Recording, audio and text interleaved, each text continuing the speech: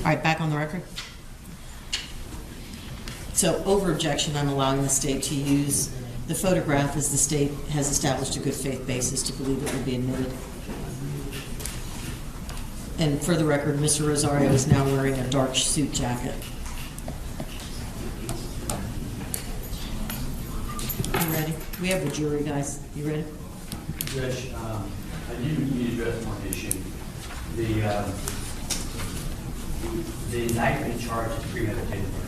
Correct. Does it charge in alternatives? Correct. I know that the old case law is against me on that issue, and I confer with the Williams. He said it doesn't intend to argue alternative theories for first degree murder, including, I assume, Felony murder? Okay. And my argument is, Judge, that based on the federal case law, that elements of the offense have to be pled in an indictment.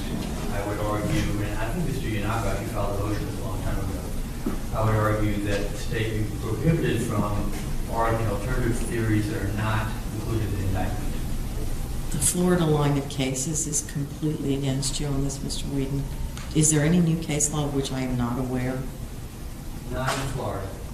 There's circuit court cases down south which don't mean anything, obviously, come up. But looking at Apprende and Elaine, I think that at some point Florida's going to have to be brought in line with those decisions. And so I want to preserve that issue and object to him arguing alternative theories which are not pled in the indictment. I absolutely understand that, Mr. Williams. Any response that you wish to put on the record? No, Your Honor. All right. Mr. Whedon, I understand your argument. I understand why you're making your argument. But at this point in time, all the appellate courts in Florida have ruled against the argument you've just made, so my hands are tied. I will have to allow the state to make arguments as to alternative theories, including felony murder, so long as they're supported by the facts and the evidence. All right. Anything else before we bring the jury in? I'm going to preserve that issue throughout the course of the trial. All right. So it's a continuing objection? Yes, Your Honor. Thank you. Springman.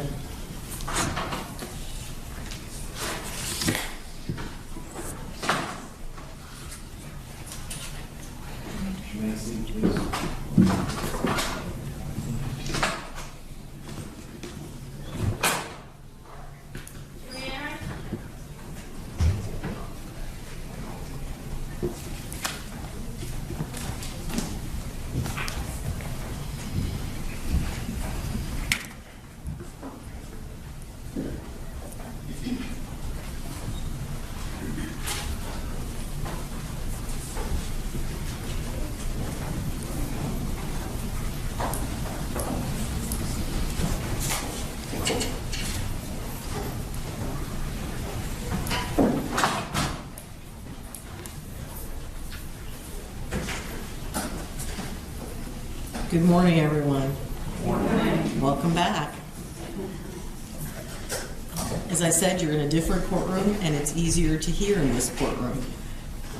Let me start with a few preliminaries. Those folks in the front row, your seats adjust, which you've already discovered and adjusted yours down. Anybody in the back row who can't see because of the folks in the front row? All right, right behind you, sir. We have someone raising their hand. Can you just shift over a little? Can you see now? All right, no problem. This is the witness stand here in this courtroom, and anything that's projected will be projected on this screen. So as long as you can see those two things, you should be okay. If at any point you can't or you can't hear, let me know, and we'll stop and fix the problem. Secondly, did anybody read, hear, see, or have someone say anything to you about this case this weekend or this morning? No? All right. Thank you very much. As I told you on Friday, I've read you the preliminary jury instructions. The attorneys now have an opportunity, if they wish, to make an opening statement. Mr. Williams, for the state, you may proceed. Thank you, Your Honor. May it please the court.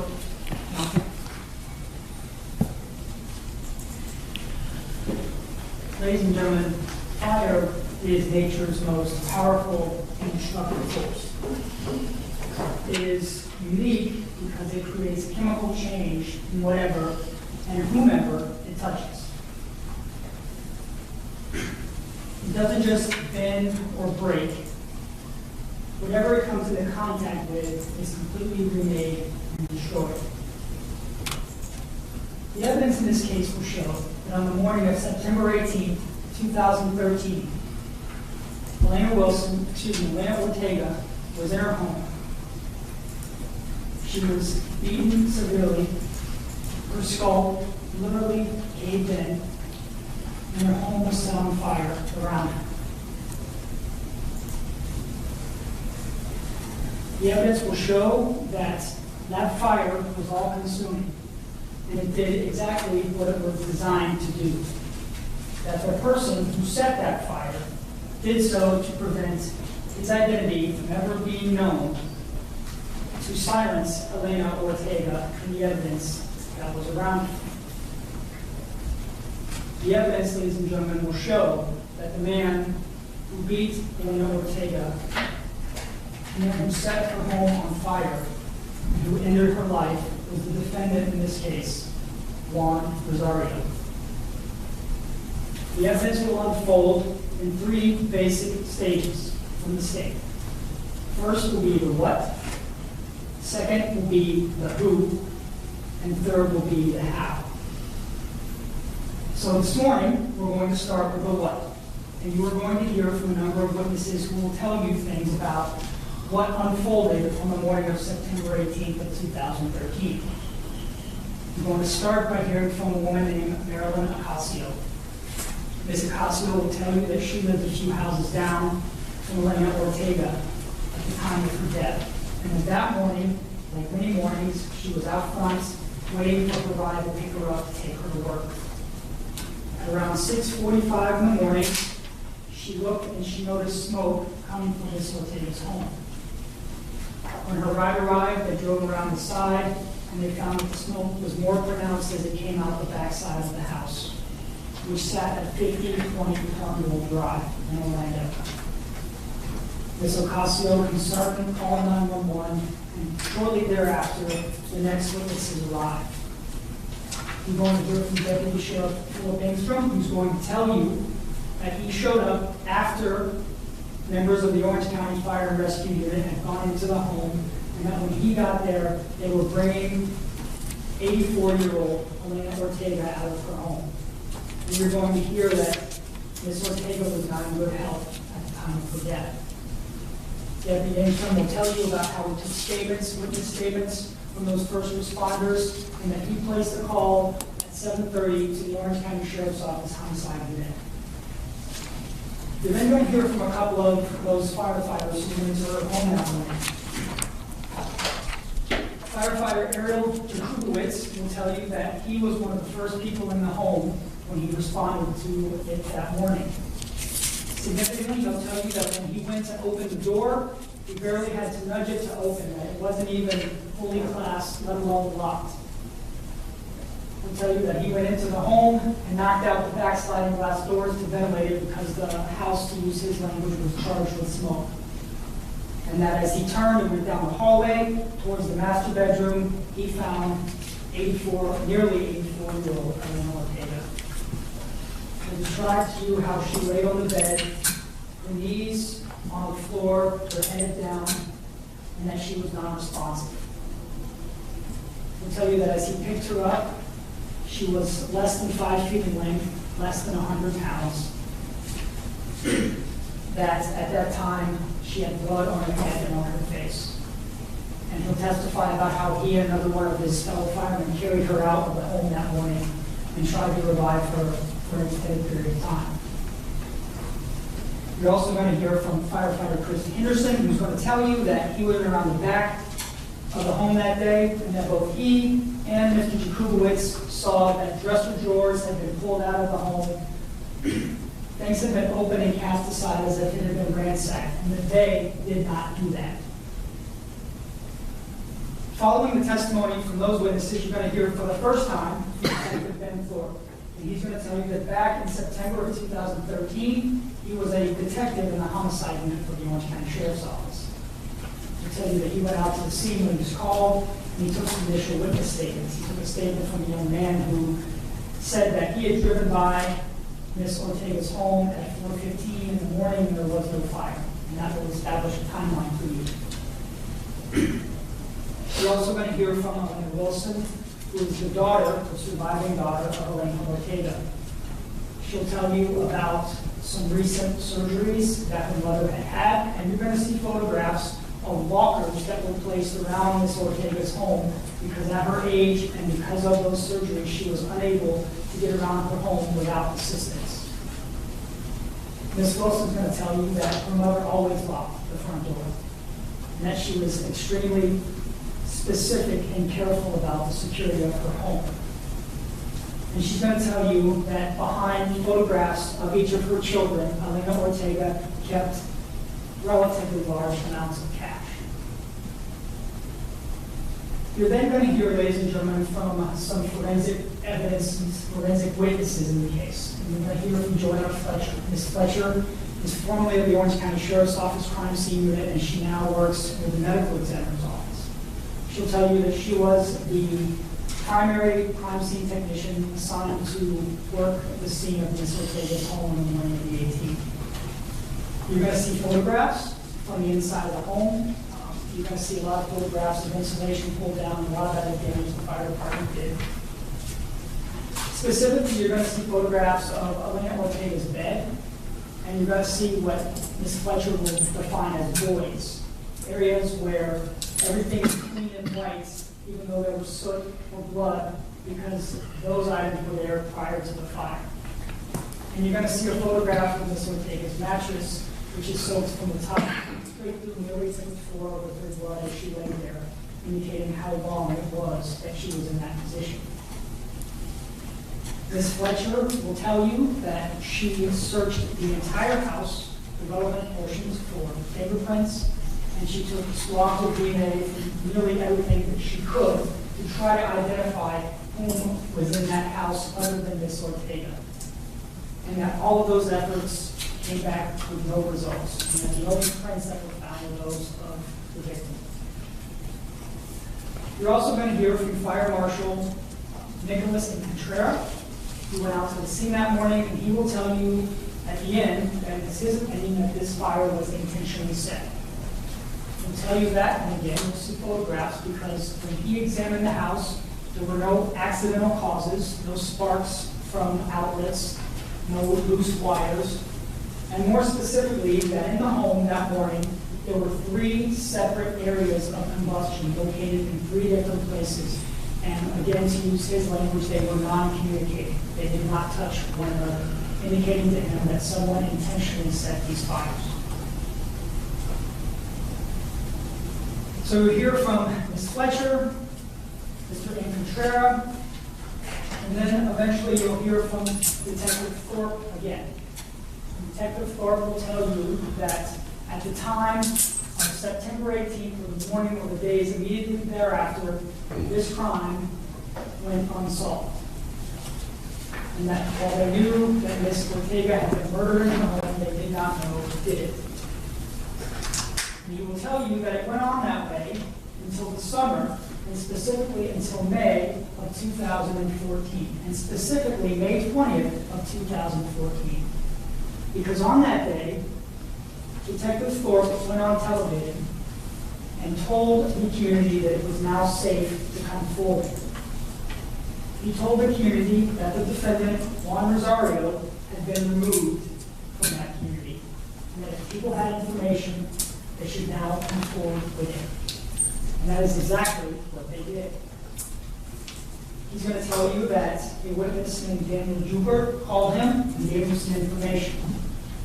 And that time went on a little bit further, and finally, on June 17th of 2014, he got a phone call from a woman named Janet Gutierrez. And you're going to hear from Janet Gutierrez in the course of this trial, whether it be this afternoon or tomorrow. So what is Janet Gutierrez going to do? She's going to tell you that in September of 2013, she was the longtime friend and then girlfriend of the defendant, Juan Rosario.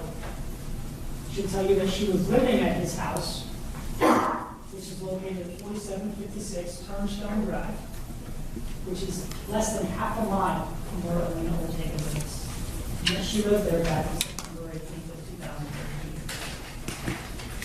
She'll tell you that late the night before, in the early morning hours of the 18th, Juan Rosario asked her for money. She didn't have any. She didn't have her check cashed yet. And he was not happy about that because he wanted the money now. Ms. Gutierrez will tell you that the next time she remembers him or remembers anything is 5:15 a.m. on the morning of September 18th. She's awoken, she slept on the floor in a blue bedroom in his house by the defendant, who had blood splatter on his face and on his shirt and on his clothes. And he's carrying suitcases. We should describe those suitcases to you as older fabric suitcases with a floral pattern on them, not something on Rosario had.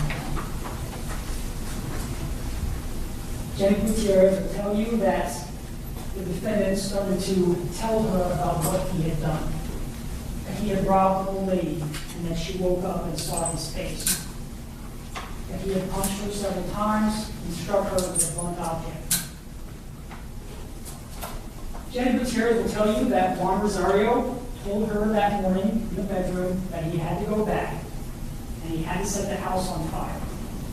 That he had to kill her because she had seen his face. And he had to get rid of the fingerprints and other evidence in the house. And you will have already heard that that was a very successful effort. Ms. Gutierrez will tell you that at that point, she took efforts and did in fact help Juan Rosario cover things up. She'll tell you that that morning, she collected his clothing and put them in trash bags, which she then took to work with her when her boss picked her up at 6 a.m. to go to work at the 7-Eleven where she was at the time. She'll tell you that she grabbed a mop from another room and mopped up the drops of blood on the floor leading into the bedroom from the hallway. She'll tell you that when she got back from work that day, at the defendant's request, at Juan Rosario's request, she hid the evidence because he had taken the suitcases away, but the items in it, cash, jewelry, and a makeup bag, very specific makeup bag, were left behind in white plastic bags when she got home.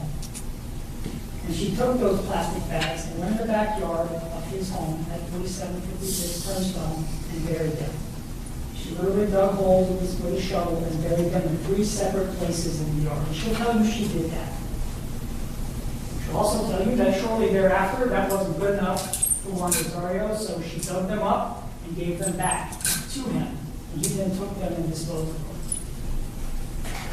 You're going to hear how for several days following the murder, Juan Rosario, his sister Elizabeth Garcia, and a couple of other individuals never came back to the house at Turnstone. They stayed in hotels nearby. Now, you're also going to hear that Janet Gutierrez's past is not crystal clear. You're going to hear that Janet Gutierrez is in a substance abuse program, and that she has an addiction or has developed dependence upon prescription drugs for a back injury that she has. You're going to hear that she recently got convicted of a felony for having those drugs with her. And she will tell you, and she will testify, that she is now clean, and you'll have an opportunity to decide whether or not you believe her. And that stage of the trial will be the who, leaving only one stage left, and that is the how.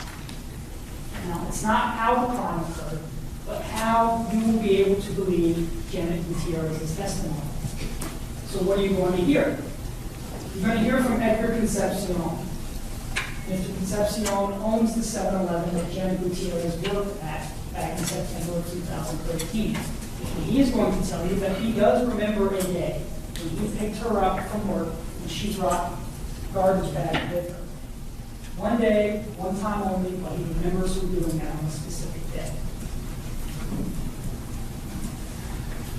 You're going to hear from crime scene investigators, different crime scene investigator this time, Ashley Church. Ms. Church is going to tell you, following Ben Thorpe's testimony, Detective Thorpe's testimony again, that she helped him execute a search warrant at the home of Juan Rosario on June 17, 2014.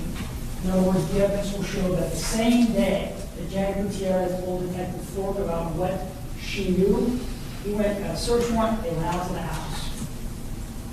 And you're going to hear, and you're going to see what it is they found when they went to the house that day. And specifically, Ms. Church is going to tell you that next to a tree in the backyard of the home where the defendant lived was a bag. And in that bag was a makeup bag, and in that makeup bag was the library card of Elena Ortega. Because you see, ladies and gentlemen, Jenny Gutierrez, when she dug up the evidence, forgot one of the bags. In her haste, she could not find it. The defendant was rushing her, and she would testify to you that she was unable to locate them all, and that that bag sat for 9 months. When the Orange County Sheriff's Office went out to find it, they dug it up. You're going to hear that Ms. Church found a mop in that house, and that they sent that mop off for DNA testing, and while there was not sufficient genetic material to identify whose blood it was, there was in fact blood on the strands of a mop found at that home. Again, consistent with Ms. Gutierrez's testimony. And then finally, ladies and gentlemen, you're going to hear from Elena Wilson again, before that, excuse me. In fact, before will tell you that he investigated Jenny Gutierrez's claim that they had stayed in hotels. And you're going to hear and see evidence that on September 24th, 6 days after the murder, consistent with what she said, Elizabeth Garcia rented a hotel at Quinta Inn just miles from the home, which will leave the final witness as Elena Wilson, the daughter of the deceased. She will come in and she will testify that she recognizes that makeup bag that her mother held and always took with her. You're going to see a photograph of a drawer inside the blue room where the defendant slept with Jenny Gutierrez, and in that drawer is a pendant, which Elena Wilson will tell you was given to her by her boyfriend when she was only in high school, and that her mother, Elena Ortega, had held for her for nearly 40 years. All this evidence in the defendant's backyard. Ladies and gentlemen, we just ask that you listen to the evidence, to the what, to the who, and to the how. We're confident that when you do that, you'll be able to Objection, return Your Honor. verdict. Stated in rejecting their personal opinion in this case. Overruled. You will be able to return a verdict of guilty as charged for first-degree murder of Elena Ortega in the arson of her home. Thank you. Thank you, Mr. Williams. Mr. Whedon? Thank you, Your Honor.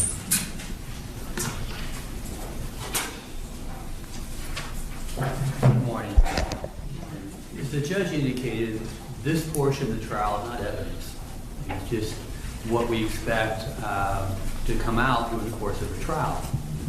So I would caution you to wait till you hear all the testimony in the case.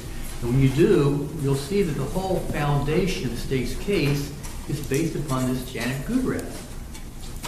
You'll hear that she is a convicted felon. You'll hear that she's a drug addict, not just a recent drug addict as suggested by the state, but that she's a long-term drug addict.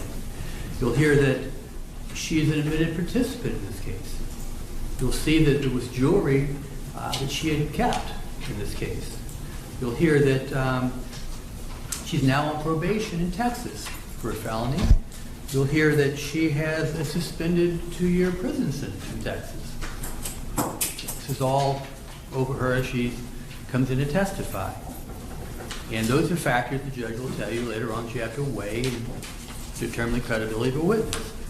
You'll hear that she did not come forward voluntarily. She came forward with people who knew that she was a participant, notified agents, and then told her she better go talk to them. You'll hear she refused to talk unless given immunity. You'll hear that the only reason she came forward is because she was issued a subpoena to come talk to the state attorney and to the detective in the case. This sole witness, you'll hear, changed her story numerous times in this case. You'll hear that she said that Mr. Rosario, when she saw him, was covered with blood. You'll hear that she later changed her story to say that Mr. Rosario had specks of blood. You'll hear evidence that she said when she saw Mr. Rosario in the trailer they were in, that it was a blood show. There was blood everywhere. Then you'll hear that later on she said, well, I don't know if I saw any blood or not. It was 5 o'clock in the morning. You'll hear her testify that, or you'll hear evidence that she said, Mr. Rosario used a gas to set fire to the house. You'll hear her say that the gas came from Ms. Ortega's home. Then you'll hear evidence she said the gas can came from Mr. Rosario's home. But you'll hear evidence that there was no accelerant used in the fire at Mr. Ortega's home. You'll hear evidence that she said that Mr. Rosario went back to kill Ms. Ortega. You'll hear evidence that she said that Mr. Rosario had indicated that Ms. Ortega was already deceased and that he had gone back to destroy fingerprint evidence in the case. So you'll hear multiple different stories from her. But the problem is, the foundation, as I indicated, the whole foundation of the state's case is based upon this one witness who was totally unreliable, who was an admitted participant in this case, who's told multiple stories about what she heard or didn't hear or saw and didn't see. And when you look at her total unreliability and you recognize that she is the whole foundation of the state's case, then we'll ask for a return of verdict of not guilty in this case because there's no competent, reliable evidence to support their position. Thank you. Thank you, Mr. Whedon.